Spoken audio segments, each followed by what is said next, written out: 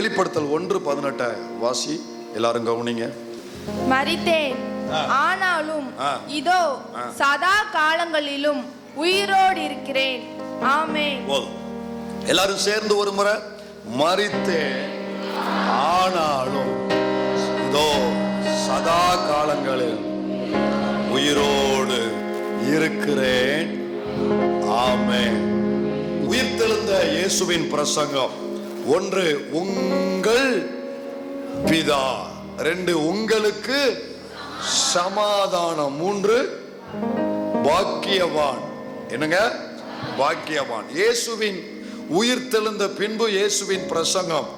வரிசையா நீங்க மட்டும் சொல்லுங்க. நம்பர் 1, முழு சபையும் சேர்ந்து சொன்னா எவ்வளவு நல்லா இருக்கும் தெரியுமா? நம்பர் 1, உங்கள் பிதா. நம்பர் 2, உங்களுக்கு சமாதானம். நம்பர் 3, பாக்கியவான். சரி, இது ஒவ்வொரு சர்வீஸ்லயும் வித்தியாசப்படும். சரி, உங்களுக்கு இந்த 3 குறிப்பு.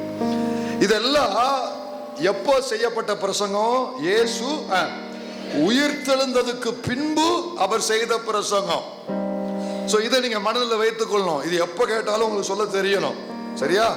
அப்போ இது உங்கள் பிதா அப்படின்னு இயேசு எப்ப சொன்னாரு?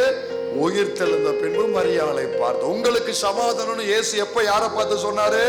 உயிர்த்தெழுந்த பின்பு சீஷர்களை பார்த்து சொன்னார் இல்லையா?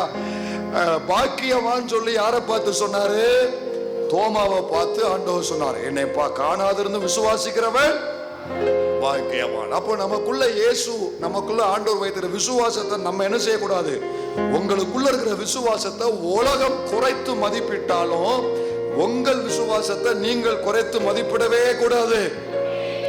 இந்த உலகத்தில் இருக்கிற பொன்னை விட எனக்குள்ள இருக்கிற இயேசுவின் மேல இருக்கிற விசுவாசம் அது விலையேற பெற்றது. சரி, அடுத்து 4வது குறிப்பு. யோவான் சுவிசேஷம் 21ஆம் அதிகாரம் 15வது வசனம், 16, 17 3 வசனத்தையும் வாசிக்கும் போது நீங்க நல்லா கவனிக்கணும். அதுல இருந்து சில கேள்விகள்லாம் நான் கேட்பேன். யோவான் 21 15 17 வரைக்கும்.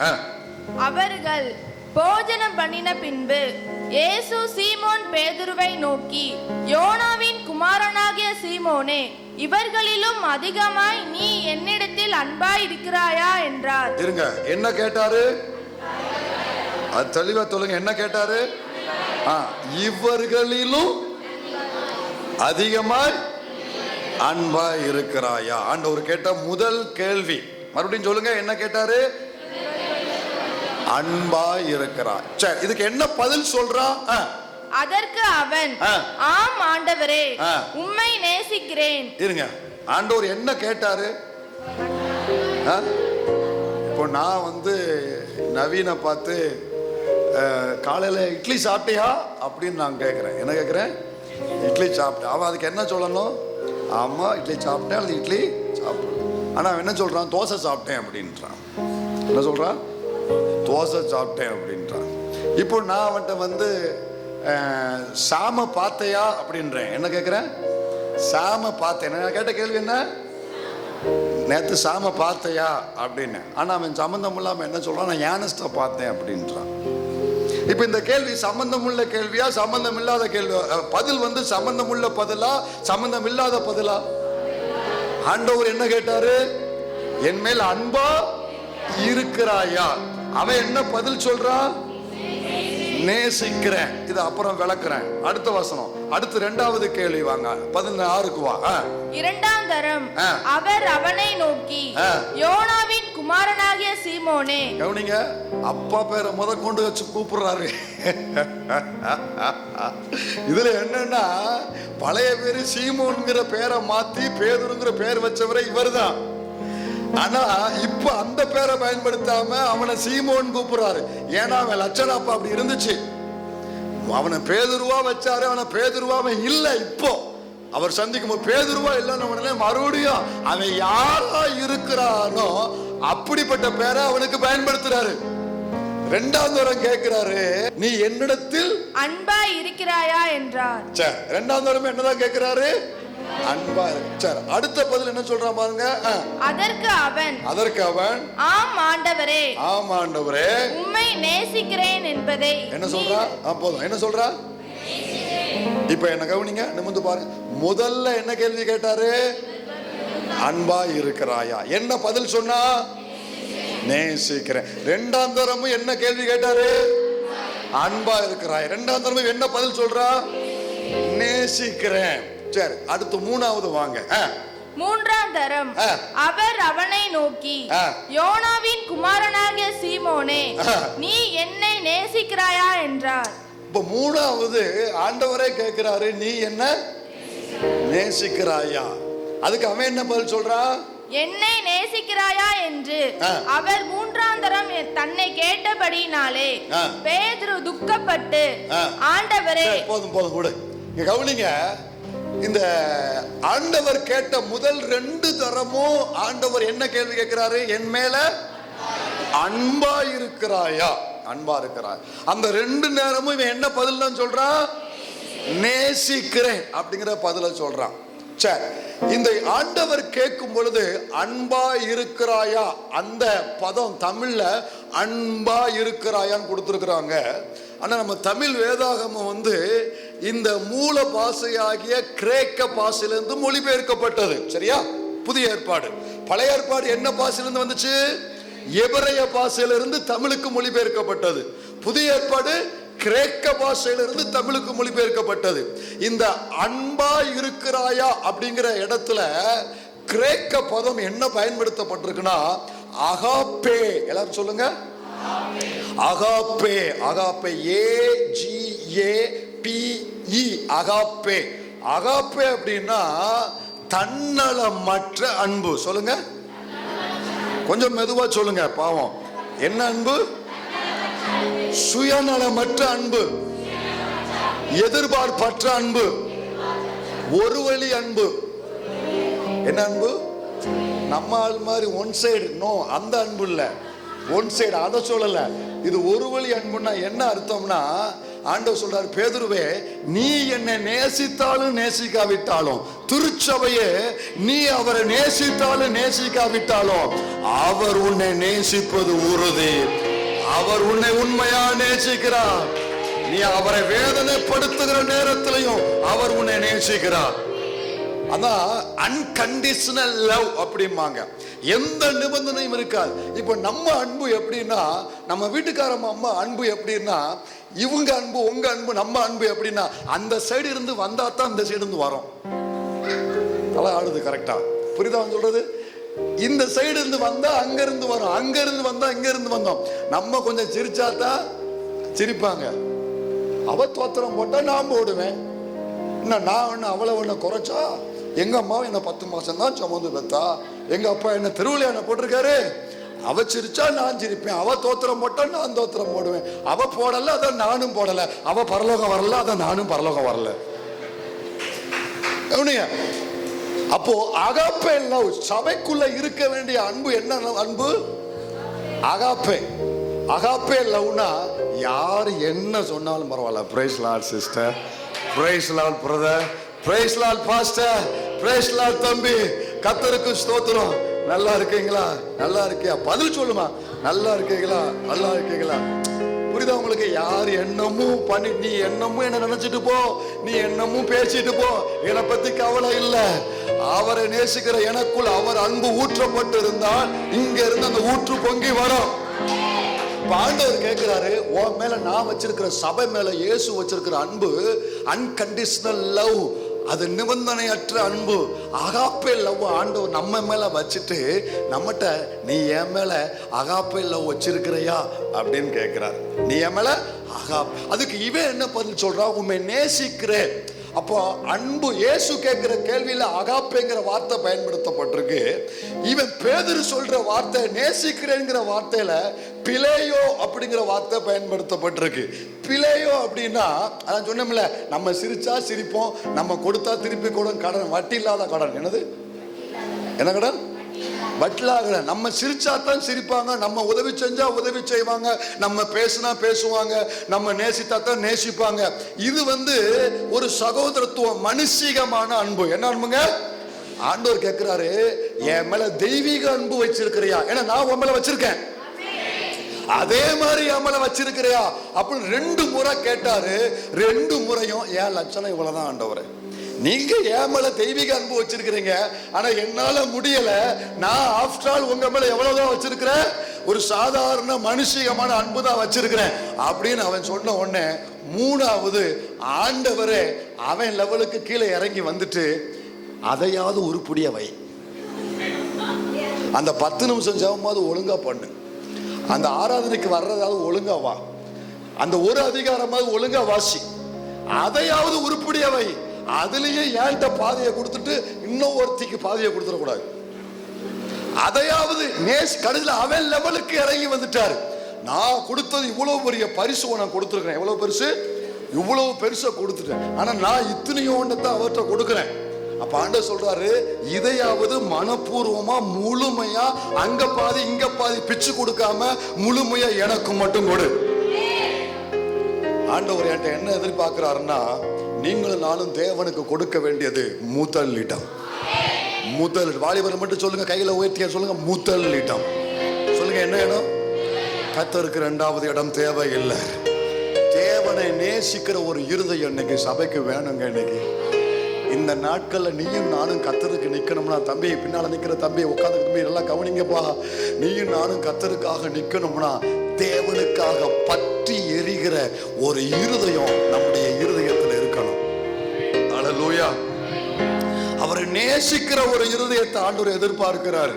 வந்து கேட்கிறாரு, மறுபடியும் 3 முறை ஏன் கேட்கிறாருன்னா, அதுல ஒரு டீப் ரிலேஷன்ஷிப் உள்ள இருக்கு. யார்கிட்ட நம்ம ரிப்பீட்டடா ஒரே காரியத்தை ரிப்பீட் பண்ணிக்கிட்டே இருப்போம், யார்கிட்ட ரிப்பீட்டடா நம்ம ஒரே காரியத்தை ரிப்பீட் பண்ணிட்டே இருப்போம். எங்க டீப் ரிலேஷன்ஷிப் இருக்கோ, மற்றவங்ககிட்ட ஒரே வார்த்தை சொல்லி கதையை முடிச்சுட்டு போயிடுவோம். ஆனா எங்க டீப் ரிலேஷன்ஷிப் இருக்கோ அங்கதான் ஒரே காரியத்தை, சாப்பிட்டியா, அடுத்த 5 நிமிஷம் சாப்பிட்டியா, அடுத்து மறுபடியும் சாப்பிட்டியா, உங்களுக்கு சலிக்கவே சலிக்காது. அவனுக்கு என்ன செய்யறது, சலிக்காது. ஏன்னா 10 தடவை கேட்டாலும் அவனுக்கு சலிக்காது. அப்போ ஒரே வார்த்தை மறுபடியும் கேட்டாலும் ஏன் சலிக்கலன்னா, அங்க ஒரு டீப் இருக்கு, அங்க ஒரு ஆழமான ஒரு உறவு இருக்கு. தேவன் இன்னைக்கு அதைத்தான் சபையில எதிர்பார்க்கிறாரு. உதட்டுல ஆராதிச்சுட்டு நீங்க அவரை போகாதீங்க, சம்பந்தமே இல்லாம வாழாதீங்க. புற மதத்திற்கும் இந்த மார்க்கத்துக்கும் உள்ள பெரிய வித்தியாசம், புற மதத்துல உள்ளவங்க சும்மா சாமியை கண்டா சாமியை கும்பிடுவான், அவ்வளவுதான். வாழ்க்கையில அவனுக்கும் சாமிக்கும் சம்பந்தமே இல்லாம தான் அவன் வாழுவான். ஆனா கிறிஸ்தவத்துக்கு இருக்கிற ஒரு பெரிய வித்தியாசமே, சாமியை கண்டால சாமி எனக்குள்ள குடி கொண்டு இருக்கிறாரு, சாமி எனக்குள்ள வாசம் பண்றாரு, இந்த இயேசு சாமி எனக்குள்ள ஜீவிக்கிறாரு. சொல்லுங்க, உறவுன்னு சொல்லுங்க. இது ஒண்ணுதான் மத்த மதத்துல இருந்து கிறிஸ்தவத்தை வேறுபடுத்தி காண்பிக்கையா. இந்த கிறிஸ்தவத்துல மட்டும்தான் கடவுளுக்கு நமக்கு ஒரு ரிலேஷன்ஷிப் இருக்கு. ஆண்டவர் இன்னைக்கு நீ உதட்டுல பாடிட்டு போகாத, சும்மா கைதட்டிட்டு போகாத, அட்டெண்டன்ஸ் போட்டு போகாத, நீ என் மேல தெய்வீக அன்பு வச்சிருக்கிறையா. சபையை பார்த்து சிலுவையின் நாயகர், ரட்சகர், மீட்பர், உயிர்த்தெழுந்த இயேசு, உலாவுகிற இயேசு நம் நடுவில் அத்தனை வாலிப தம்பி தங்கைகள் கையில பிடித்து கேட்கிறாரு, என் மேல நேசிக்கிறான்னு கேட்கல, என் மேல தெய்வீக அன்பு வைத்திருக்கிறாயா. நீ என்ன பதில் சொல்ல போற? என்ன பதில் சொல்ல போற? எம்மள அகாப்பெல்லாம் உயிர்த்திருக்கிறையா? இல்லாண்டு ஒரு பிழையோதான் இருக்கு, அப்படியா? அதையாவது கரை இல்லாம வச்சிரு, அதையாவது உருப்படியா வச்சிரு, அதையாவது குறை இல்லாம வச்சிரு. ஆண்டவர் அந்த அவரை நேசிக்கிற இருதயத்தை நம்ம சந்ததிக்கு, முழுமையா நேசிக்கிற இருதயத்தை நம்ம கற்ப பிறப்புகளுக்கு தேவன் தருவாராக. எல்லாரும் வலதுகரத்தை உயர்த்து ஒரு சின்ன ஜெபம் பண்ணுங்க. ஆண்டவரே, உங்களுக்காக பற்றி எரிகிற இருதயத்தை எனக்கு தாங்க ஆண்டவரே, என் பிள்ளைகளுக்கு தாங்க ஆண்டவரே, என் சந்ததிக்கு தாங்க ஆண்டவரே. உண்மையாய் நேசிக்கிற, கேளுங்க ஆண்டவற்ற, கேளுங்க. ஆசீர்வாதம் கேட்கணும், எவ்வளவு சத்தம் வருது, ஜெபம் எப்படி எழும்புது. ஆண்டவரை கேளுங்க, உங்களுக்காக உண்மையாய் பற்றி எரிகிற இருதயத்தை எனக்கு தாங்க ஆண்டவரே, என் பிள்ளைகளுக்கு தாங்க ஆண்டவரே. நீங்க போதும், நீங்க போதும், நீங்க போதும். அல்லேலூயா. ஆண்டவரை உண்மையா நேசிக்கிற ஒரு மனுஷனை பார்த்தாலே தெரியும், அவனை பார்த்தாலே தெரியும். இந்த உண்மையா நேசிக்கிறவன்ட்ட சில அடையாளங்கள் இருக்கும்.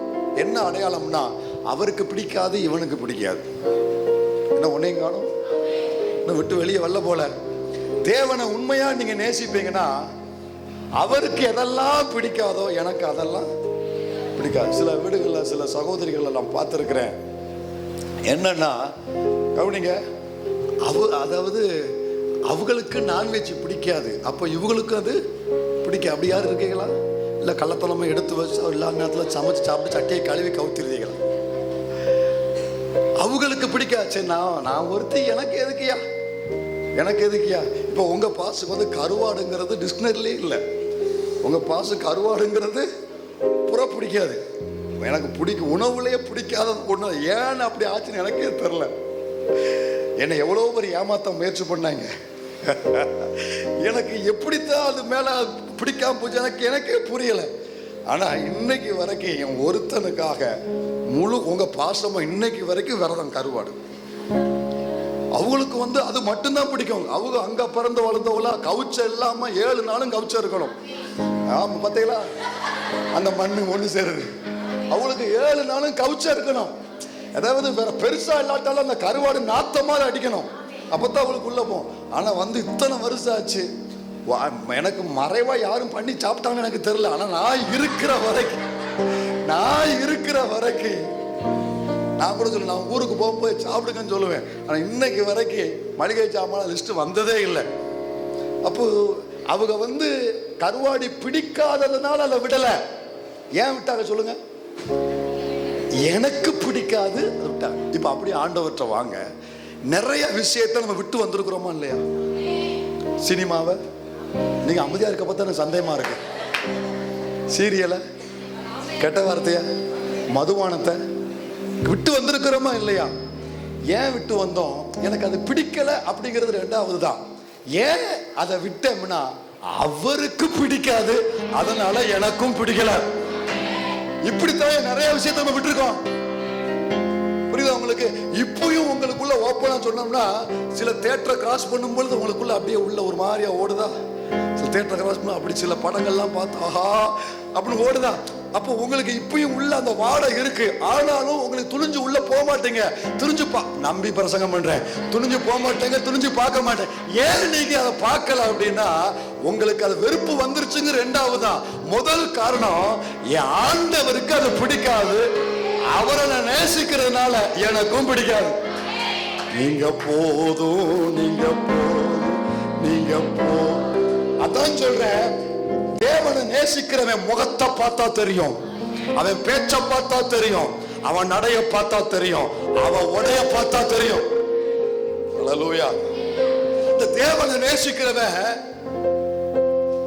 அவன் எடுத்தான் வைங்களேன், ஒரு தீர்மானம் எடுத்தான் வைங்களேன், அதுல உறுதியா இருப்பான்.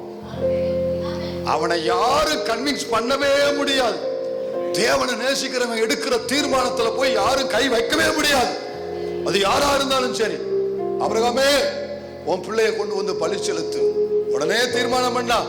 கொடுத்தவர் கேட்கிறாரு, சரி கொடுப்போம், இன்னும் ஒன்னு திருப்பி கொடுப்பார்.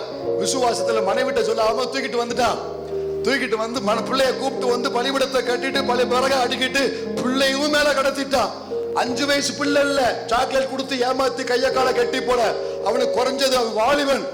சிலர் 14 சிலர் 17. எப்படியா ஒரு வாலிபன். இன்னைக்கு நம்ம பிள்ளையா இருந்தா அப்புறம் என்ன நடக்கும் சொல்லுங்க பார்க்கலாம். ஏ கலடு, உனக்கு முடிஞ்சு போச்சு, வாழ வேண்டிய பிள்ளை என்னவா அப்ப நம்மள அங்க போட்டுட்டு போலீஸ் ஸ்டேஷன்ல போய் அவனே கம்ப்ளைண்ட் கொடுத்துருப்பாங்க, அப்பாவை காணும். ஆனா அவன் அப்படியே கிடந்தான்.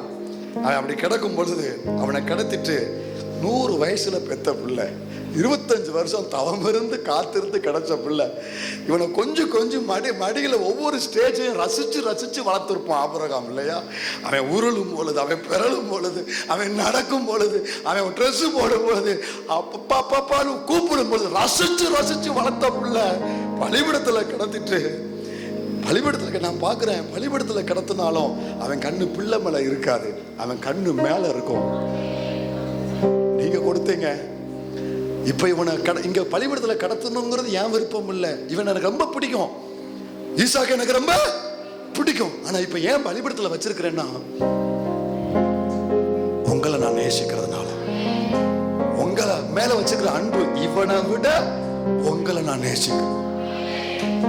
இவன் மேல வச்ச அன்பை விட உங்க மேல நான் வச்சுக்கிற அன்பு ஆண்டவரே. நான் அனுபவிச்சு சொல்றேன், ஒரு மனிதன் தேவனுக்காக பற்றி எரிவானானால் அவன் தீர்மானத்தை யாருமே அணைக்கவே முடியாது, அவனை யாரும் கண்ட்ரோல் பண்ணவே முடியாது. தேவனை மனசுல வச்சு ஒருத்தன் ஒரு முடிவை எடுத்துட்டான்னா அவன் முடிவை யாரும் மாற்றவே முடியாது. அவன் வாழ்க்கையில அனைத்தையும் மாற்றிவிடும். அல்லேலூயா. இந்த ஆராதனை நேரத்தில் இங்க இருக்கிற சிலரோடு கர்த்தர் என்கவுண்டர் பண்றாரு. சில விஷயம் உனக்கு ரொம்ப பிடிக்கும், தம்பி தங்கச்சி, உன்னோடு தேவன் பல முறை இடைபெற்றிருக்கிறாரு. ஆனாலும் இப்போ நீ அதை விடவே மாட்டுக்க, பிடிச்சுக்கிட்டே இருக்கிற. ஆண்டவர் பக்கத்துல வந்து சொல்றாரு, உன் மேல நான் அகாப்பே லவ் வச்சிருக்கிறேன், உன் மேல நான் உண்மையான உறுதியான அன்பு வச்சிருக்கிறேன். ஒரே ஒண்ணு வருத்த பொழுது நான் ஒருத்தன் உன்னை ஆதரிச்சு, கர்த்தர் உன்னை ஒருத்தர் மட்டும் உன்னை ஆதரிச்சு வந்தார்ல, அவர் கேட்கிறாரு, எனக்கு அது பிடிக்காது, எனக்கு பிடிக்காது, இப்ப நீ அதை விட ரெடியா? உங்களை நான் நேசிக்கிறேன் வாய் நிறைய சொல்றையே, அது உண்மைன்னா நான் கேட்கிறத பலிவிடத்துல வச்சு, நான் கேட்கிறத எனக்கு பிடிக்காத நீ விட்டு, எனக்கு பிடிக்காத நீ விட்டா தான் நீ என்ன நேசிக்கிற நேசமோ, நீ என்ன ஆராதிக்கிற ஆராதனையோ உண்மை. ஹல்லேலூயா. திரும்பி பார்க்காத, நீ வச்சதை திரும்பி பார்க்காத, விட்டதை திரும்பி பார்க்காத. அருமையான தேவ மனிதர் ஸ்மித் விக்கில்ஸ்வொர்த் 55 வயசுல கர்த்தர் அவரை ஊழியத்துக்கு அழைச்சார். 55. அவர் வந்து ஒரு பிளம்பர், ஒரு பிளம்பிங் ஒர்க் பண்ற ஒரு பிளம்பர், நல்ல திறமைசாலி. 55 வயசுல ஊழியத்துக்கு அழைச்ச உடனே அவர் எழுதினார் புஸ்தகத்துல, கர்த்தர் என்னை எப்போ ஊழியத்துக்கு அழைச்சாரோ அதோட என்னுடைய எல்லா பழைய வாழ்க்கைய, பழைய காரியத்தை, ஈவன் என்னுடைய பழைய டூல்ஸை முதற்கொண்டு நான் விட்டுட்டேன். அதற்கு அப்புறம் நான் உயிரோடு இருந்த நாள் வரைக்கும் அந்த பழைய டூல்ஸை என் கையால கூட தொடவே இல்லை அப்படின்னு எழுதுறாரு. சொல்றாரு, நீ தேவனுக்காக உன் பழைய வாழ்க்கைக்கு ஒரு முடிவுரை எழுதினா, தேவன் உனக்காக உன் புது வாழ்க்கைக்கு ஒரு முகவரை எழுதுவார். சொல்லுங்க எல்லாரும் சேர்ந்து, நான் தேவனுக்காக என் பழைய வாழ்க்கைக்கு ஒரு முடிவுரை எழுதினால், தேவன் எனக்காக ஒரு முகவரை எழுதுவார். தம்பி, கர்த்தர் உனக்காக எழுத ஆயத்தமா இருக்கிறார். தங்கச்சி, கர்த்தர் உனக்கு ஆயத்தமா இருக்கிறார். அவருக்காக உன் பழைய காரியத்துக்கு ஒரு முடிவுரை எழுது. கர்த்தர் உனக்கு கிருபை தருவாராக. அடுத்த குறிப்பு வேகமா போகலாம், அடுத்த குறிப்பு போகலாம். வாசிக்கலாம். மார்க் 16:15 வாசிங்க. மார்க் 16:15. பின்பு அவர் அவர்களை நோக்கி, நீங்கள் உலகமெங்கும் போய் சர்வ சிருஷ்டிக்கும் சுவிசேஷத்தை பிரசங்கியுங்கள். சுவிசேஷத்தை எல்லாரும் சேர்ந்து சொல்லுவோம், எல்லாரும் சேர்ந்து வாசிப்போம். உலகமெங்கும் போய் சர்வ சிருஷ்டிக்கும் சுவிசேஷத்தை. கவனிங்க, இயேசுவின் உயிர்த்தெழுந்த இயேசுவின் அடுத்த பிரசங்கம் என்னங்க? சுவிசேஷத்தை பிரசங்க. கவனிங்க, சுவிசேஷத்தை பிரசங்கித்தல் என்பது ஆண்டவர் வந்து ஒரு ரிக்வெஸ்டா நம்மகிட்ட வைக்கல, இது வந்து ஒரு கட்டளை. நீ என்ன ஆனாலும் சரி, ரட்சிக்கப்பட்ட ஒவ்வொரு பிள்ளையும் சுவிசேஷத்தை பிறருக்கு என்ன செய்யணும்? பிரசங்கிக்கணும். இன்னொன்று சொல்லட்டுமா? நான் பெற்ற ரட்சிப்பு உண்மை அப்படிங்கிறது எதை காண்பிக்கணும்? எப்படி காமிக்க முடியும்னா, ரட்சிக்கப்பட்டு ஞானஸ்நானம் எடுத்தவங்க மட்டும் கையில் உயர்த்தி காமிங்க, பேப்டிஸ்ட் எடுத்தவங்க மட்டும் கையில் உயர்த்தி காமிங்க. என் ரட்சிப்பு உண்மை அப்படின்னா, என் வாழ்நாட்கள்ல இதுக்கு முன்னால ஒரு நபருக்காவது நீங்க சுவிசேஷம் சொல்லியிருக்கணும். சுவிசேஷம் சொல்வது என்பது வேண்டுகோள் அல்ல, தேவன் நம்ம கொடுத்த கட்டளை. ஏன் அதை கட்டளையா கொடுத்தாருன்னா, உனக்குள்ள ஒரு ஆத்துமா இருக்கு. இருக்கா? அமைதியா இருந்தா சந்தேகமாயிரும். இருக்கா இல்லையா? நமக்குள்ள ஆத்துமா இருக்கு.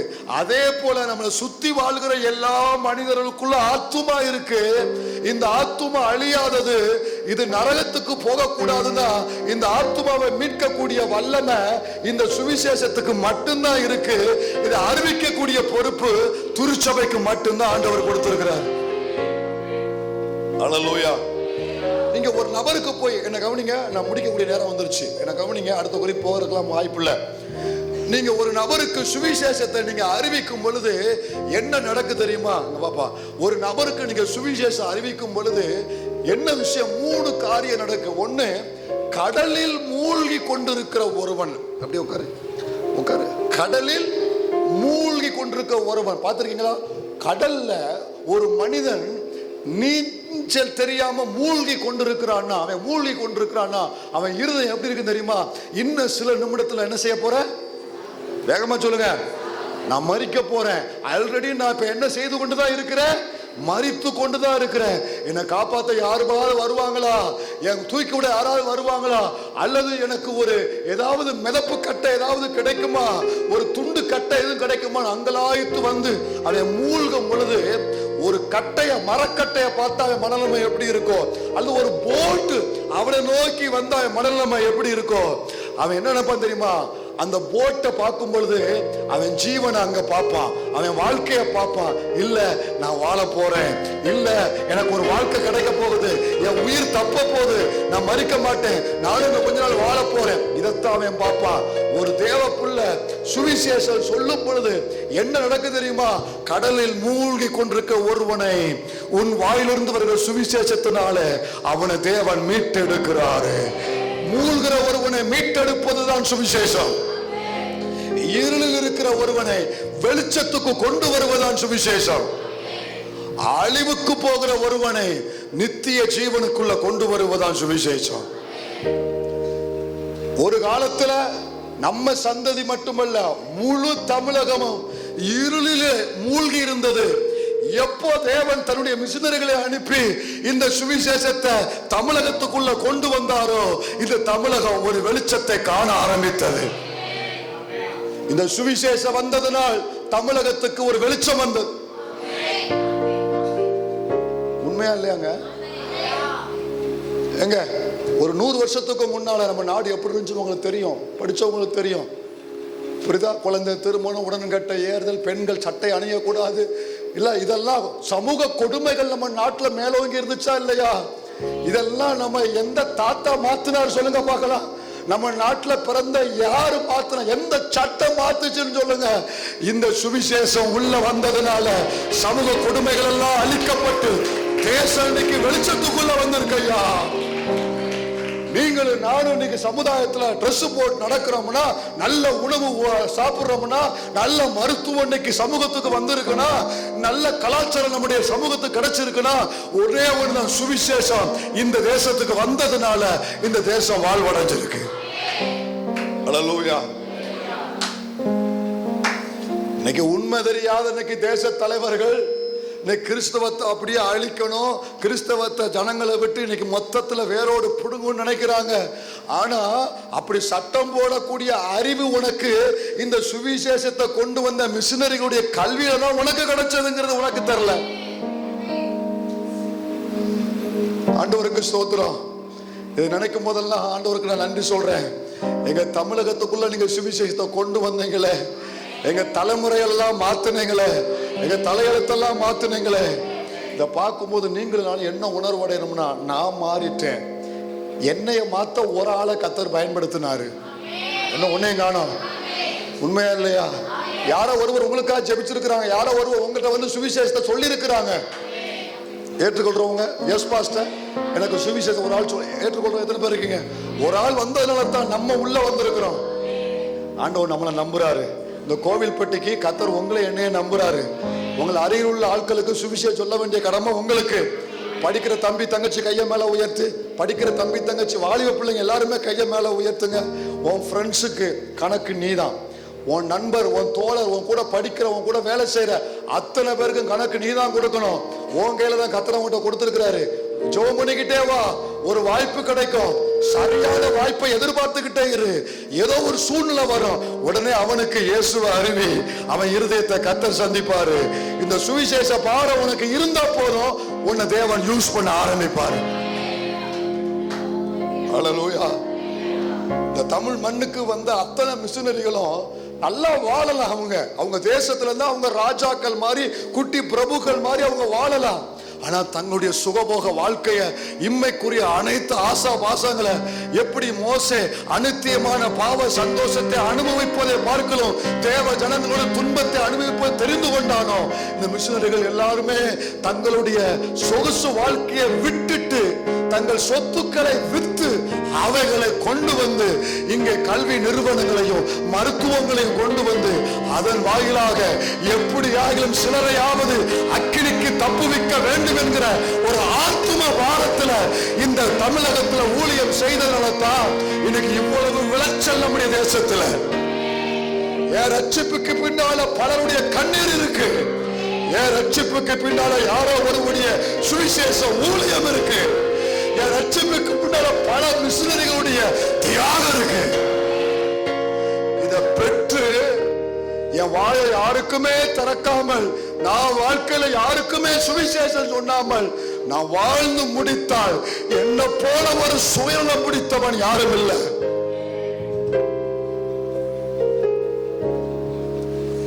பார்க்கறதெல்லாம் ஆத்துமாக்களா பாருங்க. நீங்க பயப்படுறீங்க இத போய் எப்படி சொல்லன்னு. இல்லங்க, இன்னைக்கு உண்மை நிலவரத்தை நான் சொல்லட்டுமா? நீங்க வாயை திறந்தா போதும், விளைச்சல் இன்னைக்கு விளைஞ்சு நிக்குது. நீங்க வாயை திறந்தா போதும், ஒரே ஒரு வார்த்தை அந்த ஆத்துமாவத்தோட தேவன் கிரியை செய்வார். அறுவடை மிகுதி ஆளோ இல்லை, அந்தோ மனிதர் அழிகின்றாரே, விளைந்த பலனை அறுப்பார் இல்லை, விளைவினார் பலன் வாடிடுதே. அறுவடை மிகுதி ஆளோ இல்லை, அந்தோ மனிதர் அழிகின்றாரே. டைட்டானிக் கப்பல் நான் வாசித்த ஒரு சம்பவம் எனக்கு ஞாபகம், அது போட்டு வச்சு எனக்கு ஞாபகம் வருது. ஒரு மனிதர், ஒரு பேரை மறந்துட்டேன், அது உடஞ்சி எல்லாரும் செத்துக்கிட்டு இருக்கும் போது அந்த ஒரு மனிதர் மட்டும் என்ன செஞ்சாருன்னா, அவரும் செத்துக்கிட்டு இருக்காரு, ஆனாலும் ஓடி ஓடி ஓடி செத்துக்கிட்டு இருக்க எல்லா மனுஷரையும் பிடிச்சு, நண்பரே மறுவாழ்வு உண்டு, அதற்கு இயேசுதான் வழி, அவரை நம்புங்க அப்படின்னு அவரை நம்ப வச்சுட்டு அடுத்த ஆள்கிட்ட போவாராம். நண்பரே இன்னும் ஒரு வாழ்வு உண்டு, இயேசுதான் அதற்கு வழி, அவரை நம்புங்க. மறிக்கும் போது அவர் சொல்றாரு, அவரை பற்றி எழுதினவங்க சொல்றாங்க, அவரும் மறிச்சிட்டாரு கடைசியில. ஆனா சொல்றாரு 50 பேருக்கு கடலில் மூழ்கிற நேரத்துல சுவிசேஷம் சொல்லி மறித்த ஒரு மாபெரும் ஒரு சுவிசேஷ வீரன். இயேசுவின் அன்பு உள்ள இருப்பது உண்மையானால், நாம் பெற்ற ரட்சிப்பு உண்மையானால், வெளியில போகும் பொழுது எங்க பார்த்தாலும் ஆத்துமாக்களை பார்க்கும் பொழுது, ஆண்டவரே இந்த ஆத்துமாவுக்கு ஒரு நாளாக சுவிசேஷம் சொல்ல வேண்டும் என்கிற பாரமுள்ள அழுத்திக் கொண்டே இருக்கும். அந்த பாரத்தை தேவன் சபைக்கு தருவாராக, இழந்தவர்களுக்கு தருவாராக, அந்த பாரத்தோடு புறப்பட்டு போக தேவன் கிருபை தருவாராக. நீங்க சொல்லி பாருங்க, ஜெபம் பண்ணுங்க. முதல்ல ஆண்டவரே இந்த நபருக்காக நான் சுவிசேஷம் சொல்ல நான் விரும்புறேன்ப்பா, எனக்கு ஒரு வாய்ப்பை கொடுங்க. ஒரு நாள் ஒரு மாசம் வரைக்கும் ஜெபம் பண்ணுங்க. ஒரு வாய்ப்பை நிச்சயமா தேவன் தருவாரு. அன்னைக்கு அவங்க இருதயம் முழுவதும் உடைக்கப்பட்டு இருக்கும். நீங்க பேசும் பொழுது உடனே கண்ணீரோடு அவர்கள் கர்த்தருக்கு தங்களை ஒப்பு கொடுப்பார்கள். உங்க மூலம் அந்த ஆத்துமா பரலோகத்துக்கு வந்தா அது எவ்வளவு பெரிய பாக்கியம். அல்லேலூயா. ரிங்கல் தோப்பே சம்பவம் ஞாபகம் வருது. அடுத்த ஆராதனை சொல்றேன். வந்த அத்தனை பேருமே தன்னலத்தை மறந்து சுயநலத்தை வெறுத்து கிறிஸ்து அறிவிக்கப்பட வேண்டும் என்கிற ஒரே நோக்கத்துல தான் அவங்க வாழ்ந்து போனாங்க. அந்த பாதையை பின்பற்றுகிற நான் வருகைக்கு முன்பு என் மூலம், கவனிங்க, ஒரு வீடு தீப்பற்றி எரியுது. ஹலோ, நான் பிரசங்கத்தை முடிச்சுட்டேன், என்ன கவனிங்க. பக்கத்துல ஒரு வீடு தீப்பிடிச்சு எரியுதுப்பா, ஒரு தீப்பிடிச்சு எரியுது, உள்ள ஜனங்கள் கிடக்காங்க. என்ன செய்வீங்க? என்னங்க செய்வீங்க? நீங்க இருக்க பார்த்தா இப்படித்தான் இருப்போங்கிற மாதிரி இருக்கு. பக்கத்துல ஒரு தீப்பிடிச்சு எரியுது. எவன் எரிஞ்சா எனக்கு என்ன பாஸ்டர், பிரசங்கத்தை முடிச்சு வீட்டுக்கு அனுப்புங்க பாஸ்டர். உன்ன மாதிரி சுயநலம் முடிச்ச யாரும் இல்லையா? ஒரு வீடு தீப்பிடிச்சு எரியுது, என்னையா பண்ணுவோம்? என்ன பண்ணுவோம்? 2 பக்கெட்டை கொண்டு போய் ஊத்துவோமா? என் வீட்டுல இருக்கிற தண்ணியை கொண்டு போய் அங்க உள்ள கிடக்கிறவங்களை மீட்கிறதுக்கு முயற்சி பண்ணுவோமா? அதைத்தான் கர்த்தர் இன்னைக்கு பண்ண சொல்றாரு. நம்ம சுத்தி இருக்கிற அத்தனை பேரும் தீக்குள்ள போய்கிட்டே இருக்கிறாங்க. நாம் தாமதிக்கிற ஒவ்வொரு நிமிடமும் நம்ம சூழ்ந்து இருக்கிறவங்க ஒவ்வொரு அடி தீக்குள்ள ஆழமாய் போய்கொண்டு இருக்கிறாங்க. அவர்கள் கையை பிடித்து இழுப்பதற்காகத்தான் சுவிசேஷத்தை நம் நாவில் தேவன் கொடுத்து அவர்களை மீட்கும் பொறுப்பை கர்த்தர் சபைக்கு கொடுத்திருக்கிறார்.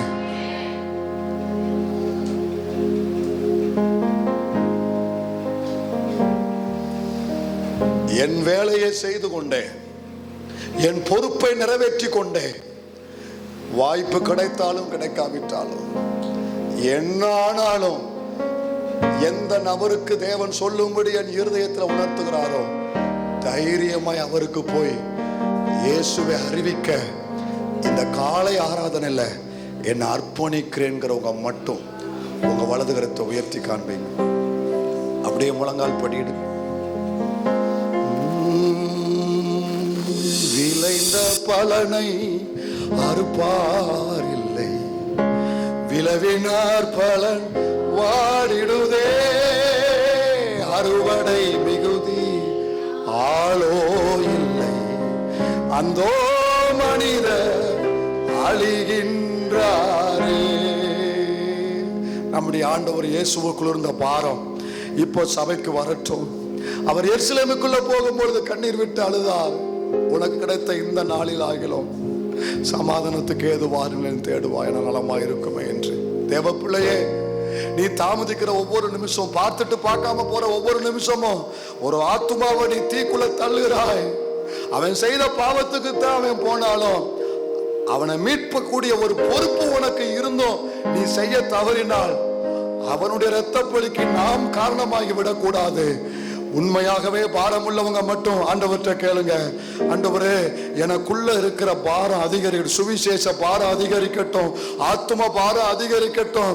யாரை பார்த்தாலும் அவர்களுக்கு இயேசுவை சொல்ல வேண்டுமேங்கிற ஒரு துடிப்பு எனக்குள்ள வரட்டும். ஆண்டவரே, பரலோகத்துக்கு வரும்பொழுது வெள்ளி பொண்ணு அங்க கூப்பிட்டு கொண்டு வர முடியாது, ஆனா ஆத்துமாக்களை நான் கொண்டு வந்தா என் தேவன் எவ்வளவு சந்தோஷப்படுவாரு.